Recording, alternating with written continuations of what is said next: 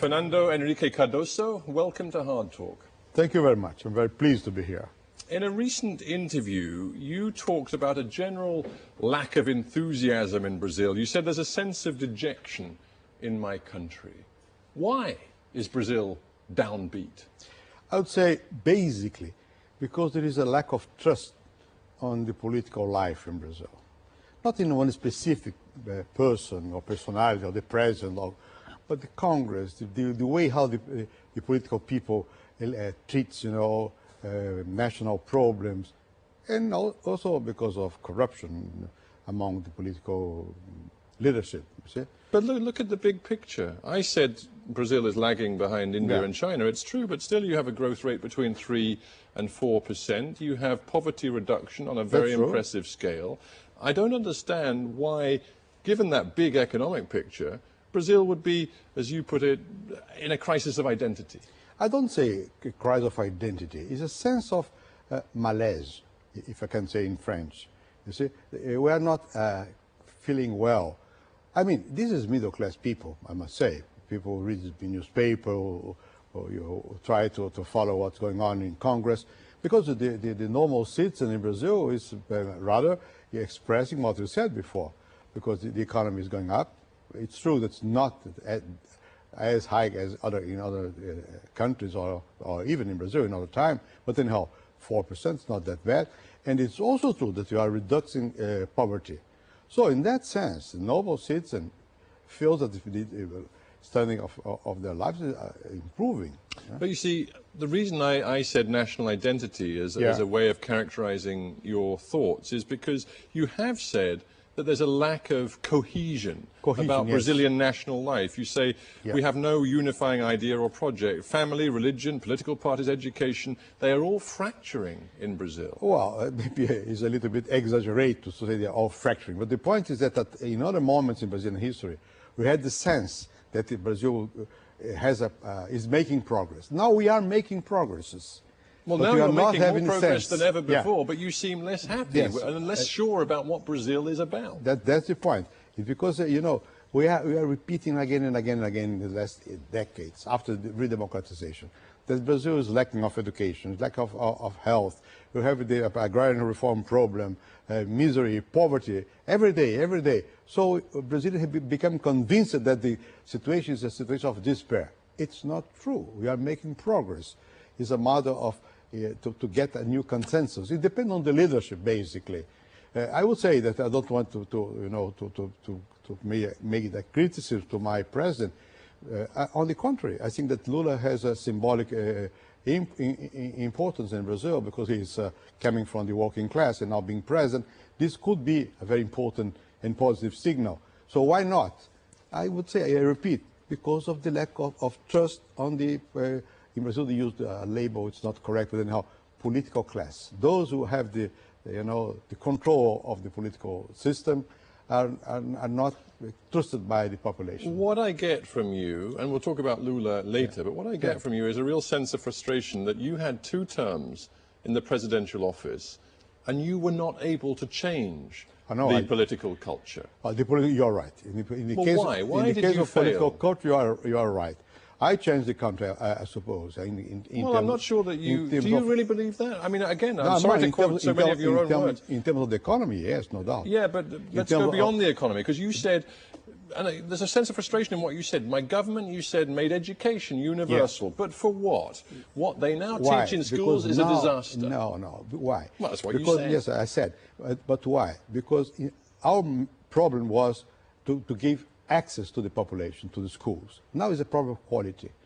But this is different. You see? So we have to improve the quality of education, which is maybe more difficult than just to give access. I'm not a pessimistic vis-à-vis Brazil. Maybe in this interview has a pessimistic tone. That's not the way I feel. You were seen as a man who was a technocrat, perhaps even seen as a neoliberal by some in economic terms. You certainly hastened the pace of privatization.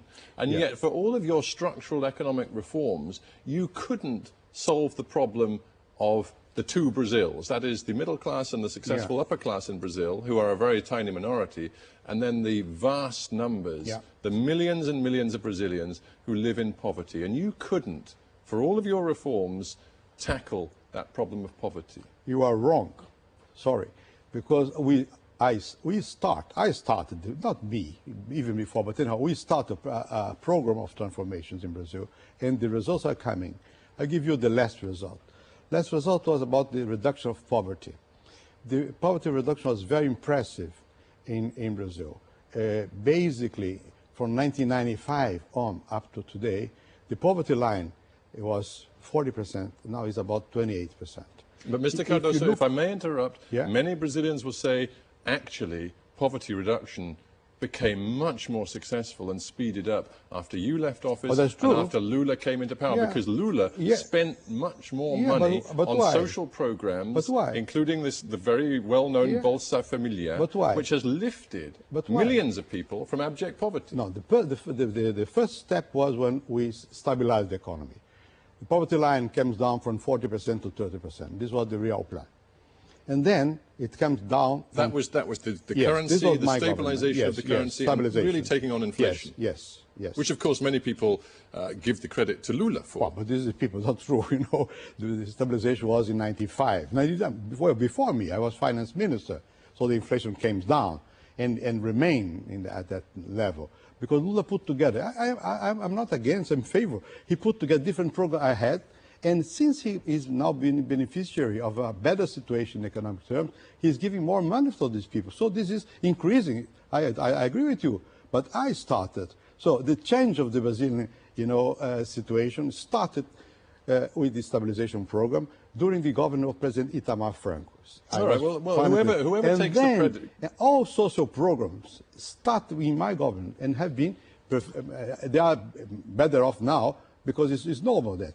Are you now, reflecting on what happened in your presidency and also under Lula, are you now saying that, actually, I've learned there are limits to market economics as applied to a country like Brazil? You can take privatization and neoliberalism too far. Let me see. I never was a new liberal, to start with. I'm in favor of the market economy, but I'm also in favor of a very active action by government, by the state.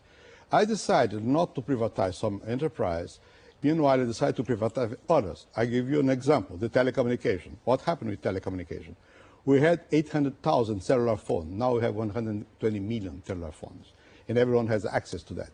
If you look at the mining company, what I did with the state companies was to transform the state companies into corporations. And that's why now Petrobras, the oil company, is a very important one. Banco do Brasil is performing very well. So that's not enough to conform a nation. We need much more than that. I never was a new liberal, you see. Let me bring you back then to one of your opening points, which was that despite the progress you now talk about, Brazil still has a fundamental problem with corruption in its political and civic culture. That's true.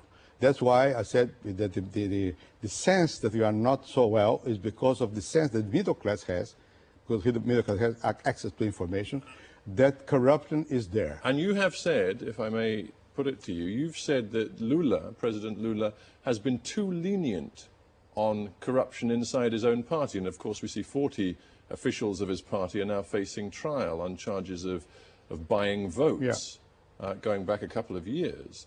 Do you think Lula is personally responsible for that? I would say personally responsible because he's too strong. I would say Lula could be more affirmative in saying this is wrong. Even very recently, referring to one of them, the former minister has been indicted by the fiscal of the Republic. Lula said very recently, just now, well, I don't believe that he was really involved. So you think the president should give a clear lead on the issue of corruption? Well, I think so. Well, in that case, did you give a clear lead? You had 2 terms in office. What kind of lead did you give your country? Well, you don't have any one case of a person in my government, indicted or something like that, being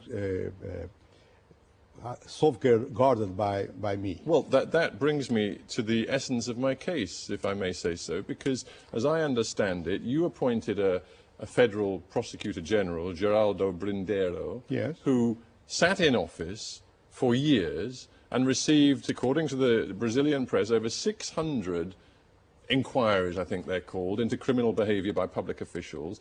Now, the vast majority of those inquiries were simply filed away. I think he even developed a nickname in Brazil as the sort of the filing clerk. Yeah. Now, is that because you're telling me there was no wrongdoing at all in power when you were president, or is it simply because he sat on those allegations? Let me put very clear to you that in Brazil, the fiscal is absolutely independent from the executive branch.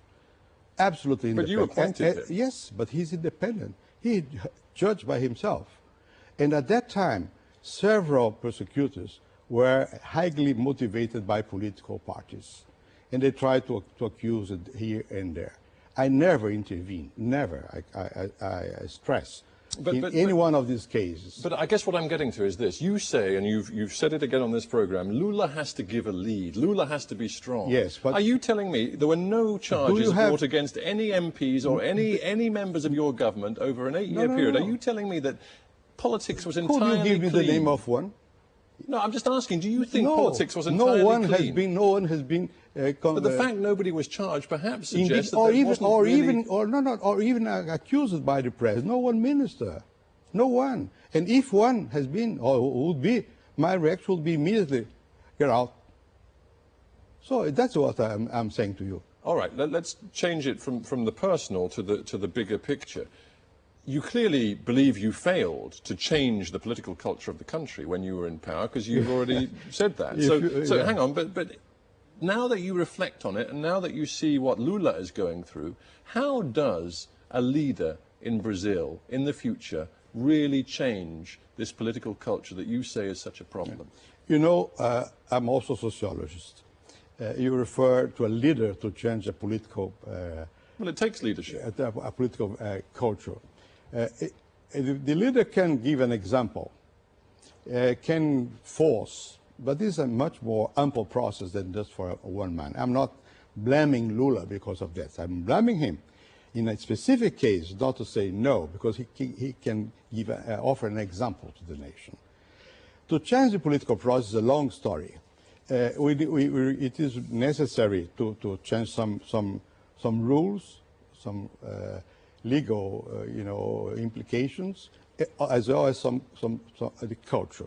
What I did, I tried not to allow the party system to intervene too much in the administration, and to give more professionalism to the administration. Final question for you. From the beginning of this interview, you've given me the impression of a man who ultimately was frustrated that you couldn't do more to change Brazil. Oh, in that sense, but yes. Do you think Brazil can be changed in the way you want it to be? My sense is that not me only. Brazil is changing across time. It's become an important country. When I was born in 1931. Brazil at the time, probably no less than 60% would not be able to read or to write. Now, all young people are attending schools. When I was born in Brazil, 80% of the population was rural. So now it's a different country. Yes, so I'm very optimistic in that sense. And I think that's possible to trust that Brazil has a good future, provide the Brazilian ruling class will be much more sensitive against corruption and more concerned with internal domestic situation. Fernando Henrique Cardoso, thank you very much for being on Hard Talk. My pleasure. Thank you very much.